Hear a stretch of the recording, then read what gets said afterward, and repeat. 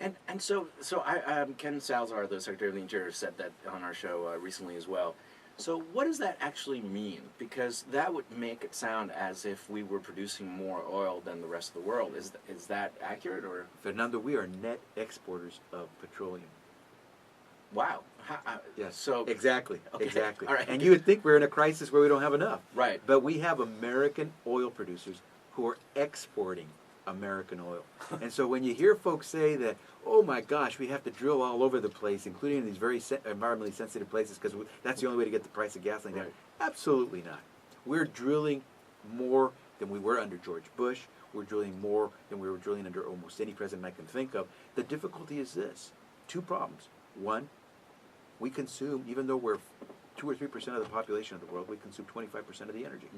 You can't keep doing that. Secondly, if we don't get our act together, we will start to run out of our oil and our fossil fuels, and we have to get ready for the next generation of fuels. That's why we should make the investments today in wind and solar and geothermal, all those things that are cleaner and therefore will cost less to in the aftermarket to clean up, and they also will produce great paying jobs, because you need to get the scientists, the engineers, the all the mechanics, all the construction folks that will build this new source of energy for us. But we have to be ready to make investments in it. And you can't do it if what you're doing is today giving oil companies $4 billion a year in subsidies so that they'll have an incentive to go drill for oil. And so would you take that incentive and repurpose it, or would Absolutely. Yeah, to these new Wind, points. solar, and you're going to have some failures. We saw that Solyndra was a failure. Right. But Solyndra wasn't a failure because the idea of solar energy doesn't work. Solyndra was ended up going bankrupt because the Chinese are just underselling us. They are flooding us. As I said, we invented the wind turbine technology, but they're the ones that are producing all the parts to build the turbines. We got to get smart. Everybody recognizes that you got to go elsewhere beyond fossil fuels if you want to be ready for the next 50, 70 years. We've always made those kinds of investments. After World War II, we created a transportation infrastructure bar none. No one compared to us. Under a Republican president. Eisenhower, Right. and then Kennedy, and after that. In fact, I'm in college, and I graduate from college. I become a member of Congress because I have a father who got a 6th grade education, who was a construction worker for over 25 years, before that doing farm work and all this, but for about 25 years worked in road construction as a laborer. And guess what? In the heyday of freeway construction, he had a job every year. And so he had enough to keep his family fed, and as a result, his kids had a chance to go to college. So we did that. But can a guy today who's in construction with a less than high school diploma tell his kids, you're going to do far better than I ever did? I don't know. And that's what we have to make changes. And by the way, that road construction worker or that construction worker will have a job in this new green technology, these new green jobs, because you still got to build it. Well, changing gears, Congressman, we're hearing some really worrisome chatter about war, and not just in the political sphere. The president has said that there's a lot of loose talk about war. There was an article yesterday in Haaretz, the English language newspaper in Israel, in which it said effectively that the Israeli prime minister is preparing the Israeli people for war. Are we about to fall into yet a third war into the Middle East, or is the current strategy of pressuring the Iranian government actually working? Well, I think we've seen some marks of progress with the pressure that's being applied internationally through sanctions and so forth on Iran. And I certainly believe that most of the world community is united in trying to say we have to bring some sanity to what we do with nuclear energy. And while I believe that it's not as easy as some would like it to be to try to get a country to say it won't harness nuclear energy when we are the biggest producer of nuclear energy and the byproduct nuclear weapons, it's tough for you to tell others don't do it when we've done it, and we have to acknowledge that. But we also have a right to say, let's try to make peaceful use of those types of energies, and for the good of the world community, let's make sure that everyone's trying to make proper use of that form of energy.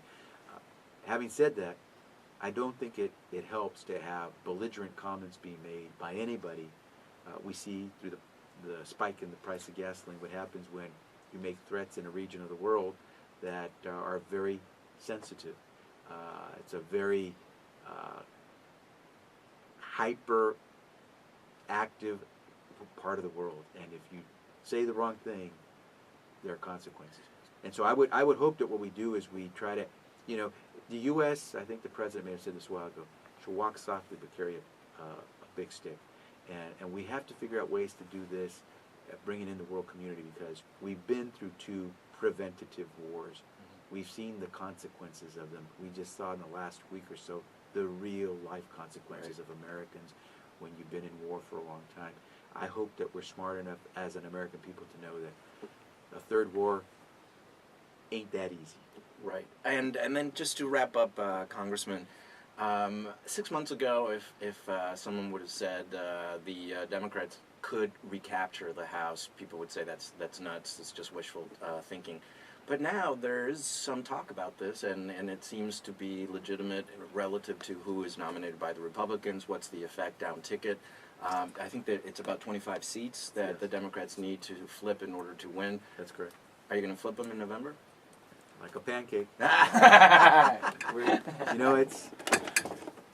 It's on us to prove to the people as Democrats that we deserve a chance, and that's what we have to do. Is we have to earn the chance to lead again.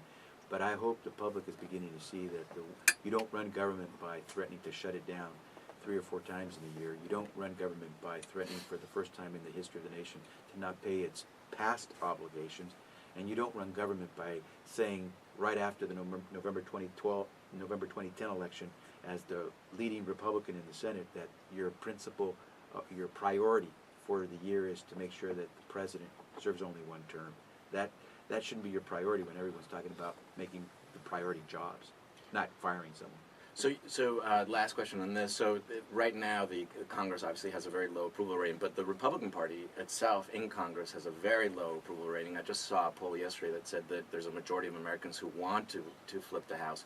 But whenever you see those polls, it's always, I'm going to fire someone else's congressman, not my own.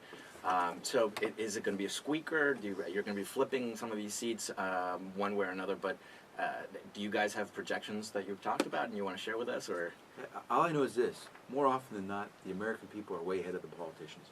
And in this case, I think the people are expressing a frustration to Democrats and Republicans. I take no comfort in watching the polls say that the Republican Party right now is down.